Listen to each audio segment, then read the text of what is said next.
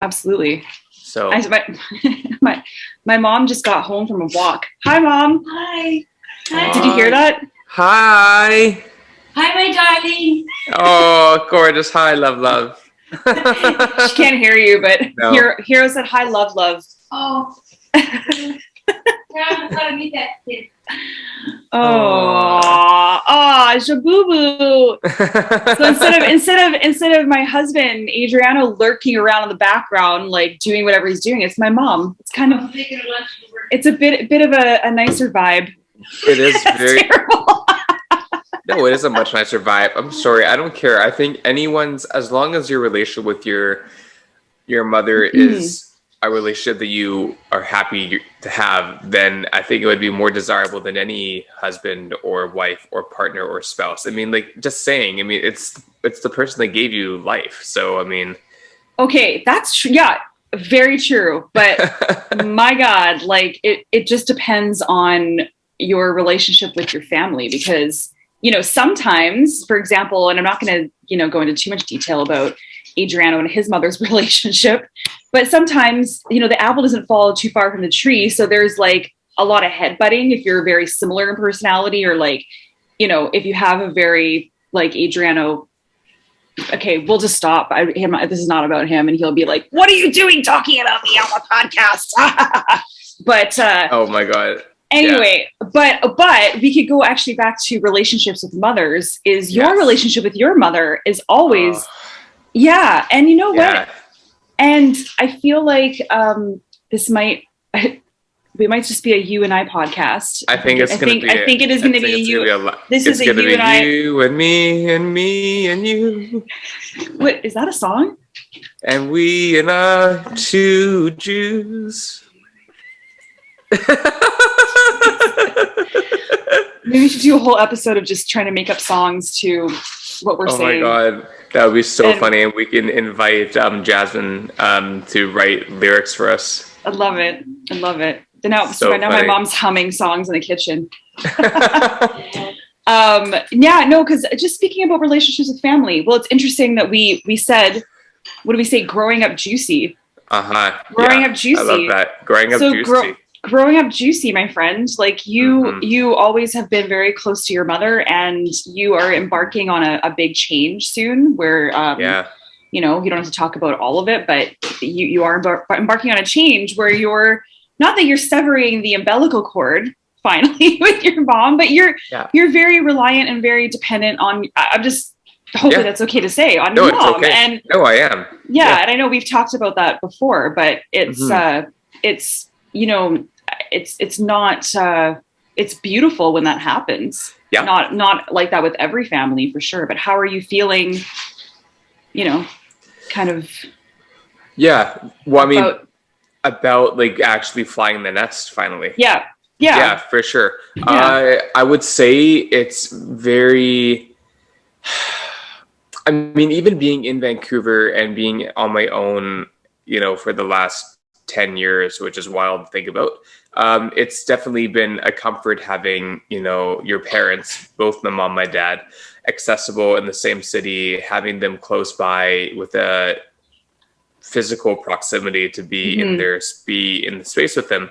However, you also get to a point in your life, I find, whether if it's when you're almost 30 or when you're, you know, 8, where like your parents, you know, like where your parents are, you know, your parents are always there. I mean, of course, in their bodies, maybe not, but their spirit is always there. And the lessons and the things that you would need, the wisdom that you need, they pass down to us as children and as young adults and as further adults. So in terms of being out of the city and being away from my folks, I feel okay with that. And if I know I feel like I'm not, or it gets really challenging, or I feel like it's not worth it, then I know I can always come back, not because of them, but to know that I have a little bit more of a proximity that is more comfortable for me, more familiarity, you know, more of a comfort or a safety net.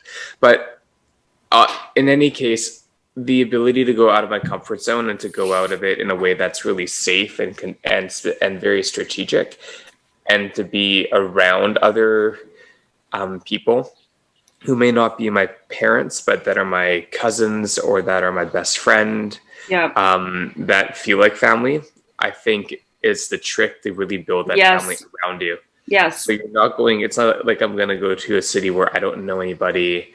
It's not like I'm going to go to Montreal where I honestly don't know anything about the city, nor do I speak the other primary language, which is French. Yeah. So I think being connected by technology, but also having the independence to be on your own, really on your own, is empowering to know that you are capable and to know that your parents are there. It's interesting because you said a couple things, and one of them was you talked about like strategy. You said strategically you're going to a place where you need to maybe the word is need. You need to kind of get out of that comfort zone, so to speak, and test yourself and find new adventures, new experiences, and all those kinds of things. But with people like us who do have a tendency to be anxious people around certain circumstances. And when we were talking to Jeff Grace about his big change, he was on one of our episodes, he moved from Vancouver to Sweden. Yeah. He has mental health challenges. And his thing as well was he's like, you know what, because you know yourself, you have planned ahead of time. Yeah. Right. You strategically, not only did you plan like, okay, this is where I'm going to live. This is blah, blah, blah, blah, blah. But like, you're somebody who isn't just going to throw yourself into a situation, like you said, where it's not unknowing anything or being, in a place that you don't know anybody. So I think that is a really big, it's the key to people who do have mental health challenges as well. Right. Yeah, I think you're right. I think with people like myself and Jeff and yourself as well, because you did a big move as well. It doesn't matter how far or where. You made a big change, a big move, and also, passed on a business and stuff that you were very connected and intertwined with. Having that awareness of knowing what you need to take care of yourself, I think, comes from having to go through these experiences of mental health through diversity, adversity, just having these abilities to understand what our needs are and how to communicate those needs to ourselves and others. So this way we know that we are not alone, and we're also going to be okay with that being said. In DBT, dialectical behavior therapy, it's, we call it like coping ahead of time. Right. And so whether that's looking at strategies for a situation that could happen and how you might deal with them if they did come up, and being prepared for it. And that can also include transitioning to a new space of residency or a discussion about whatever conflict might come up, and you want to be prepared better for it, right? Which is interesting though, because with anxiety, it's like you don't. I'm speaking for myself. I don't deal with the unknown well at all. So it's like you're constantly trying to protect yourself, and so in a way, it's like, is that just enabling it? By preparing so much, and like that's just kind of like feeding into the anxiety of needing to know and be aware and planning ahead of time for like A, B, or C that could happen. Or I guess there's a fine line. It's a fine line. I think it's being able to know you have a few things that are in your back pocket. But being able to act within the moment and read the situation, especially for interpersonal situations where you are engaging with other people, as opposed to how you might be engaging with you yourself and the spaces around you or the environments around you that aren't directly other people. Because that's true. That changes a lot as well, right? And especially because I am moving to Toronto and focusing on, my profession and my career and my personal growth at the same time. Like, I'm not moving to Toronto, for example, to find love. I'm not moving to Toronto to pursue a relationship. I'm not moving to Toronto to expand my love life. That's not why I am primarily moving to Toronto, but I am moving to the city to be open to everything. Right. Willing to see who else and what else is out there that is in a tangible environment, but way more has has way more opportunity and way more exposure for things for me to see that in the city that I'm from, and what I'm looking for as far as exposure. It's not currently and may not just be part of the city because of how it's been laid out. And also, you're going without any huge expectations. So I think it's different. Like, it's if your intention was, and I know it's not, if your intention was to be like, okay, I'm going to move and it's going to change me, and I want it to, it's going to change my life. Like, that is much different, you know? So like, it's interesting how you said, yeah, I mean, I also did I did a big move, because it wasn't just like moving from the city that I'm used to 4 years ago and grew up in, but also, like you said, leaving a business and all those kinds of things. But I almost felt like, in a way, I finally was just so fed up with like what was going on around me in my circumstances, that it was almost like, it was almost like, I don't want to say this, but it was partly like a move out of desperation. So it's just, again, all those things are very different. And I did have a tough time in the beginning, right? Because I don't know if I 100% wanted to do it necessarily. I just felt like it was the right decision. I did it kind of out of desperation, because I felt like I was disappointed, almost like, okay, well, I did everything I could do staying in this city. And, you know, I was kind of heartbroken. Yeah. Whereas you're leaving to find, it's exciting. You want to have like a new experience, and it's the timing is really good for you, which is wonderful. But you're right though, in terms of your own feeling of moving out of desperation. In some ways, I can argue I kind of feel a sense of desperation to move as well. Yeah. Mainly because I have nothing here that I'm going to be losing if I ended up returning. Because I mean, again, the thing that's interesting is that like when you're in this fight or flight, this need to kind of come back from ground zero of like, I don't know where I'm going to go. I know what I want to do. How do I do it? Like, a lot of the groundwork and foundation has been laid, and now I'm just patiently waiting for communication from the places that I've connected with, if I haven't heard from those places officially. But what I do know is that everything that I have done, I know that I've done the best that I could do with the resources that I have, and will continue to do. So as long as I know that, and I'm not shortchanging or like or like, you know, sabotaging my own potential for success, then whatever happens, then I know that I did the best that I could. Yeah. And as long as I know that, then whatever I get is bonus, right? Yeah, absolutely. You know, and it's interesting because you've prepared yourself for this, which is wonderful. You know, and now I'm just thinking back to, again, you know, just to relate with my own experience, because that's all I can do. But those 4 or so years ago, which I can't believe it's been that long already, I didn't really have a plan. Like you do. I didn't have a job when I moved.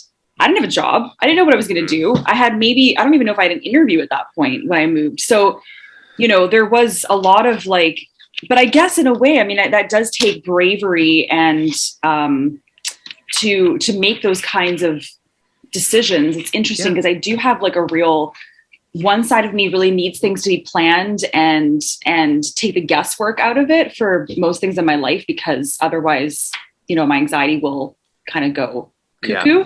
Yeah. But on the other side, I have this other part of me that like likes to kind of take risks and be rebellious and push the envelope. But there's such a clash between the two inside of me, which is interesting. Mm-hmm. So like knowing that very well knowing that I'm going to be uncomfortable.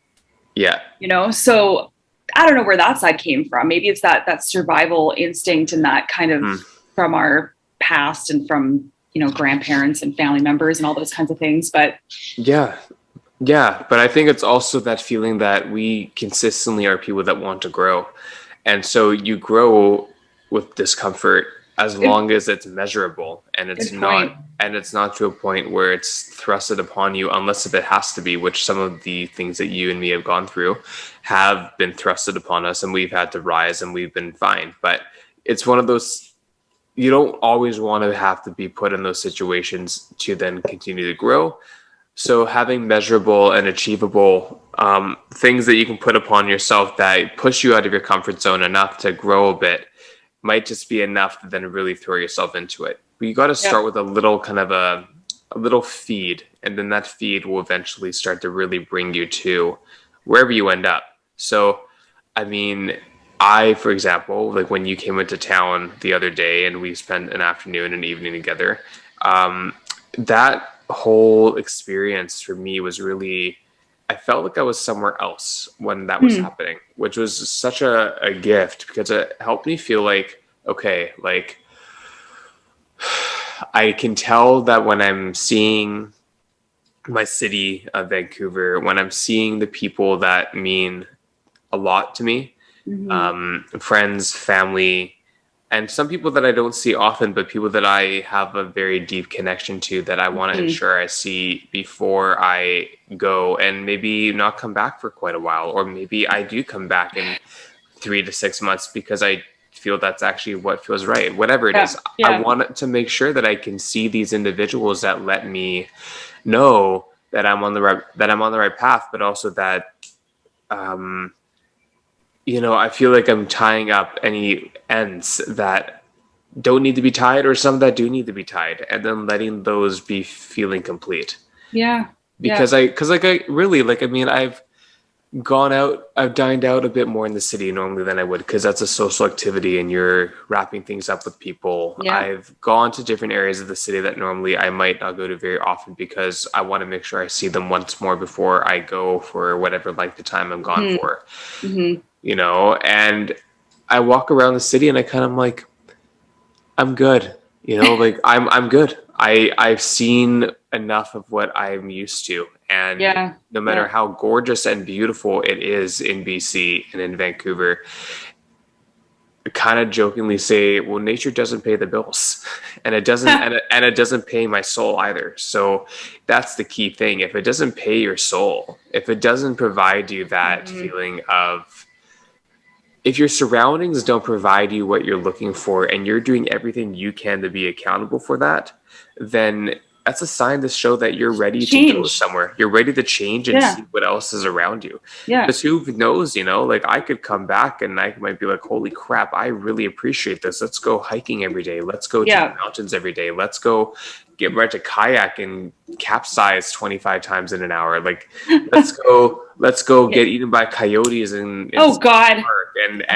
and shoot them so we don't get eaten. Like, I don't know, like whatever. There's so many things that could come up that I might have no perspective about, and maybe they won't come up at all. I just have no idea. You are so wise, Hiiro, with just your reasons and like I said, you said it quite a few times. You've done what you could do, and you feel ready, and that's such a great thing. And I just throughout this conversation, I just keep thinking about environments and once you've done what you can do, maybe you need to take yourself out of the environment and put yourself somewhere else, which is interesting because I feel like people sometimes do that with vacations. It's like it's like people looking forward to getting out of their environment, looking forward to vacations, and it's like, I'll be happy.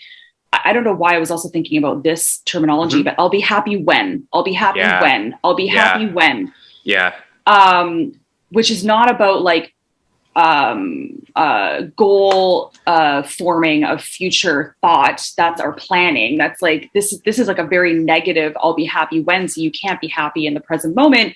And you therefore can't really, almost you're blinded to really what's going on around you. And have I taken in or done everything I can do with my environment to therefore then step out and try something new? But unfortunately, I think that a lot of us, a lot of people have been programmed to think like, I'm here, I'm stuck, and I only should be looking forward to those little breaks, like a vacation, and I'm just going to say vacation again. Yeah. Because you've kind of been programmed to think that. It's like, okay, well, I can only be free and be, let my soul be free and explore and do all those things when I go on my vacation. Otherwise I'm like just programmed to like live the same day after day, go to work, get up, shower, go to work, come home, sleep, eat, whatever, and repeat. And it's like, no, so a long time ago, I was told, like, by my therapist, that there's people they live in that perpetual cycle of I'll be happy when syndrome, even if it's like, am I boring you? No. Absolutely. Oh my God. No. Continue. No, but it's just even, I'll be happy or I'll be whatever it is. I'll be happy when I get that promotion. I'll be happier when I get that next paycheck. I'll be happy when I, or I won't be happy unless I win the lottery. I mean, that's like really far-fetched, but it's just like, I don't really know. I don't know exactly where I'm going with that, but for some reason, what you were saying just reminded me of those types of thinking. So, well, no, for sure though, it's that feeling of having that conditional behavior, waiting for things to happen to equate to your own contentment. Yeah. Instead of doing what you're doing, which is awesome, which is just like, no, I'm taking this into my own hands, and I'm not going to let you tell me when I'm going to change, or it's like, or when I can take my vacation, or when I can, it's really like your typical 9-to-5 job can feel very, very much like a prison. Yeah, I agree with that though. Cause literally, I mean, I find that 9-to-5 structures are for people that don't question anything. I'm sorry, like I really feel it's for people that don't question anything, because you get up and you go to school when you're a kid from 8 to 3 or whatever, or 9 to 4, and that's the kind of structure society has set up for your parents to go to the office and be ready for you to pick you up from school and to cook you dinner, and then you fall into the same pattern. And that's fine if that's what works for people. I'm not criticizing people that are conditioned to be that way and where it works. Great. But you basically did just say like it's for people that don't question. So you kind of were criticizing people. But yeah, fair enough. But there's a point. But there's a point though. Oh, absolutely, absolutely. And I get what you're saying. I also, and this is just me, like I always try to give everyone the benefit of the doubt. That's what Adriano, my husband he's just like, why? Anyway, that's a whole other topic. But anyway, that's a whole other thing. But what I was trying to say is that there's a lot of people, like, we don't have dependents, for example. Neither of us have kids. We don't have to really, we're just concerned about putting food on our own tables. Yeah, and true. Like there's some people that really don't necessarily, we always have choice. I was about to say they don't have a choice, but it's just they have maybe fewer choices, or is it more limited because they do have other people that are really depending on them to make certain amounts of money, to have to do the 9 to 5. There is still, society. Oh my God, now we're getting so deep into like structure, but society, we do need a certain amount of structure. Otherwise there would be chaos. So no, that's so true. And well said. Yes. Yeah. So I mean, like what is the opposite of structure? Is it chaos? I don't know. No, I don't think it's chaos. But I think it's, but again, you need to have, it's funny. Like I was going to say, you need the right balance of oil and water, but oil and water, they don't mix. So I don't know if that's the right analogy, but you do need the right, amount of structure and fluidity. Yes, that's true. You do. And I guess oil and water do represent that, to be honest. They do. Yeah, because they do, they'll cushion each other. They sit on top of each other. They're but yeah, they don't really mix. And because that is what we've been taught is, if it's structured, it's like structure almost to me feels like lack of freedom. It's like structure almost feels like you put it really well, structure, fluidity, because to me, structure just means like a hard and like, no room for maneuvering around things and thinking for yourself, which is, I don't know, it seems ridiculous, but yeah, for sure. But in our professions though, like in my current main squeeze, and what you were doing before too, like being a contractor, doesn't matter if you're teaching something, if you're a specialist, or if you have a trade like a hairstylist or whatever, having that freedom to create your schedule depending on how much you wish to work and based on whatever opportunities are being provided to you. So you might have to accept whatever you can get at the time, which is fair. You have a lot of freedom as long as you can get the structure. So that's kind of a good example too. It's like, Absolutely. you want to be free spirited with your schedule, but at the same time, you are reliant potentially on external providers to structure your own freedom.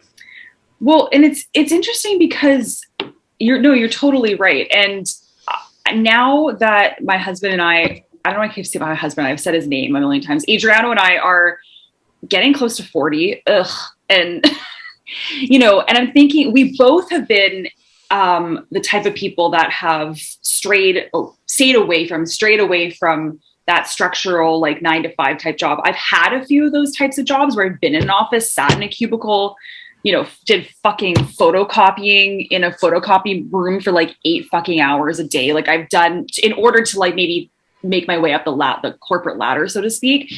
And that was soul crushing to me. Mm-hmm.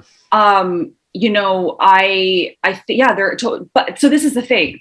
Those things it's great to have these free spirits, and for you and I, and even Adriano, and it's like, okay, we need all that freedom. But what ends up happening as you get older and you still are on that path of just kind of being free and needing to make your own schedule, unless you are so motivated and you have a structured plan sort of financially or those kinds of things. Now, Adriano and I kind of feel like we enjoy our lifestyle of that freedom. Mm-hmm. But we look at people around us who now are almost 40 as well, and they've had those structured jobs for so many years, and they are more financially free, or that's not the right word. They're more financially stable, I guess, maybe, than we are. Sure. So there is like a give and take. Like, unfortunately, I have found through my experience to work the way I've worked doesn't equate to financial freedom. Sure. Which I don't know. I still haven't figured out how to do that. Because, I don't have like a freaking pension. I don't have I haven't been able to save anything. Yes, we own a house now, but that was due to, that's a whole other story. I keep saying there's all these stories, obviously. Yeah. Our lives are made up of stories. Yeah. But yeah, we don't have savings. We don't have like, we can't, like, I'm still living paycheck to paycheck, people, like, really. Yeah. Like our hot water tank just blew or not almost blew. So we need a new hot water tank. Okay. So like $2,600, $2,700 later, It's like, well, shit, I don't have like, I'm gonna have to pay this in installments or whatever it is. So, and I know, and I think the majority of people probably are that way. I'm just being really hard on myself and to just the choices that we make. Is it more, is it smarter, so to speak, to, live in that corporate world, to, go to school, be an accountant, be a whatever it is. And that's not us. Yeah. Are people happier that way? I don't know. Like there's all kinds of different walks of life and different paths. What I'm saying for myself is not to say that I have any regrets, because I actually don't. I really don't, knock on wood. I don't believe in living in that mindset. There's no point. There really is no point to regrets. But with that being said, I do feel, I compare myself, as we all do, to people. And I do feel like, oh, well, would I be happier if I was a little bit more financially free? Mm-hmm. And then I look at the people that are more financially free, and those are the ones that have had more jobs with structure. Yeah. It seems. Yeah, true. That's true. So for sure. Why it's like, and we've had a few guests on our show, and maybe like we need to have another guest on our show that has made that change, that choice to leave like a very structured job, and they are very successful doing what they're doing now, being more free. And how did they get to that point? Because I feel like also throughout COVID and what people are doing, and we've talked to even Chris Menzies, the last podcast, people are finding that because of COVID, they've realized, oh, I have a choice. Like there's a lot of people that are leaving certain jobs. I can work from home. I can do this. I can have more freedom. Life is short. Yep. So anyway, I just talked a lot, but it's something that I've been thinking a lot about lately, so. Well, yeah. And there's also individuals who fall under categories, as you said, like myself and yourself as well, where we're like, okay, what if our brains and our capacity for those types of jobs and environments don't match what society wants us to have to be ready for those things? So, No. We're kind of, I mean, I don't like to quote books because I don't read. But again, one of the books I had to read in high school was Brave New World. Or no, 1984. So 1984. Yeah, it is 1984. Yeah. I was like, I don't know. Maybe Brave New World is a book too. I don't know what that is. But 1984. Yeah, it is. I've read 1984. Oh yeah. Yeah, by George Orwell. And so, that's a perfect example of just having people that are of certain schema or certain kind of brains or certain kind of programming where there are certain strengths and certain skills and classes of individuals that are wired for certain things. And totally. And even though it might be fictional, I actually agree with that completely, because that's why it's such a powerful story, is because that whole concept of, oh wow, we actually are excelled in certain things and other things where we might not. And not to throw my dad under any bus, but my dad is such a critical thinker, hyper analytical, can figure things out within a second, and that's part of his job, but it's also who he is. Yeah. And for myself, I don't have those skill sets, and I remind him every time, you have to realize how much you have that it's just innately part of you, and some of those things have always come natural to you, whether if it's academic excellence, if it's critical thinking, if it's problem solving without needing to really analyze something and just be very factual. As your son, I can tell you, I don't have the same capacity as you do, and maybe I've gotten stronger by choice, but there are things that I am definitely stronger in that you will not be. This light is, the sun is crazy. I know. I have a ring light on too. You have to stay still. Yeah. Oh my God. But like there are things, oh yeah, your light just changed too. There are things that you have that I will never have. And that's not a self-limiting belief. It's just a fact. And when you think about how that falls into your profession, it falls into your career choices or the skills you end up adopting, those things make a big difference, right? So what you're saying is true, though, in terms of how we settle into careers that we excel in, as opposed to try to do and maybe do for the rest of the life that we have, but are not necessarily the most excelled in at all, just kind of going with the motions and kind of just punching the clock. And sometimes you have to do that, but if you have the ability to not, and you have the freedom or the privilege to do so, then that's something that you want to be able to take appreciation of, for sure. Yeah. And I think that also, if I have quote unquote forced myself into those types of roles in a previous life, I'll just say in my 20s, where I thought that that's what I should be doing.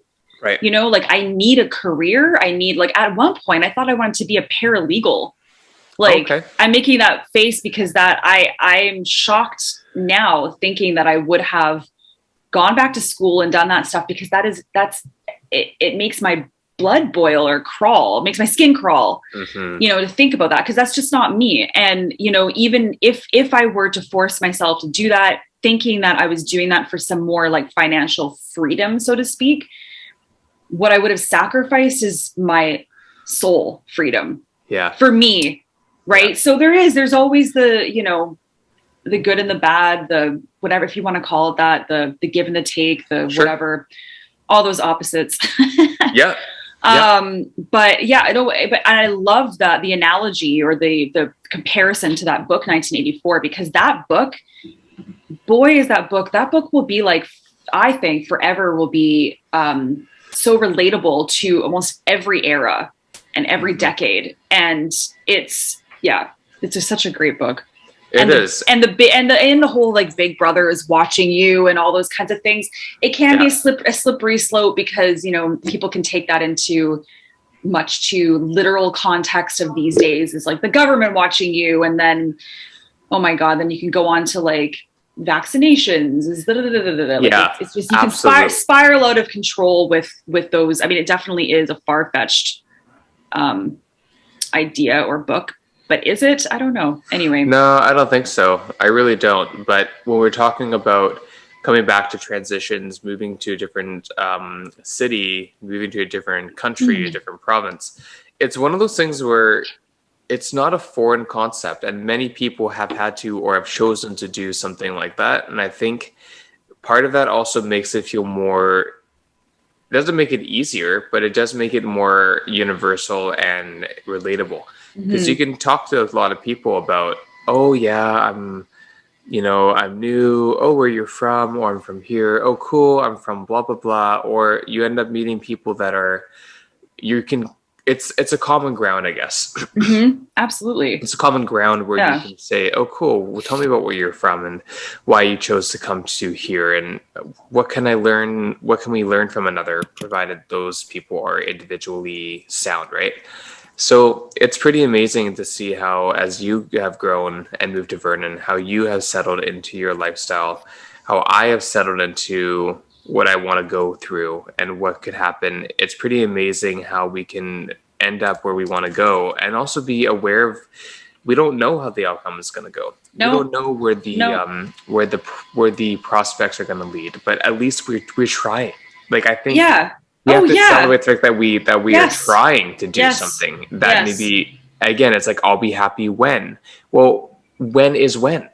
Yeah. When is now? When is now? When is now? Yeah. Oh, exactly. I like that. When is now? Is now. And it's also just depends on what some people's brains, it's like, okay, well, you don't know what's going to happen. You don't know what the future brings. Some people's brains could be like, that is exciting. Yeah. Because that means there are limitless possibilities. That means there are limitless possibilities. And I'm trying to program and train, not everyone's brains think that way automatically. You know, my brain didn't for so many years. It still kind of doesn't, Yeah. But after you train your brain to think that, before, like, even what I have to watch myself with is like, instead of thinking that way, it's like, well, it's just going to be the worst case scenario. It's the worst. It's the worst. It's the worst. So, it's all perspective and how you, it's just like that old analogy is like the glass half empty or is it half full, right? Yeah. So anyway, I feel like this might be the last chat we've had before. No, we've got a guest coming on next week. I was like, is this the last chat before you move? But soon you'll start to see different backgrounds. Actually, for both of us, because I'll be in the same city in Vernon, but I will be in a freaking office finally in my house, so it'll look different. Oh, finally. That's awesome. Yay. That's great. And then for you, it'll be different. Something I have to ask you just before we pop off here. I don't think I've asked you this. Is that a helmet behind you? Is that an old, like, war helmet? What is that? No, it's actually, it's a Greek? It's a bell. It's it's a chime. Okay, you know what's funny? From here, it looks like it's an old, like from Greece or Roman Empire, warrior helmet. That's what it looks like. Yeah, no, it's actually a bell. It's a bell. Hilarious. I mean, I didn't think it would be what I thought, because it's not like, I don't think you're a history buff or anything like that, but it's like, anyway, all right. Mystery solved. Yeah, it's a bell. My mom brought it back from India before COVID hit. Okay. Mystery solved, people. There we go. Okay. Well, friend, it's been delightful, and I look forward to us texting in 5 minutes after this. I know. And every minute of the day and every week to follow. So. Okay. Love you lots, people. Love you too. Okay. All right. Bye. Bye.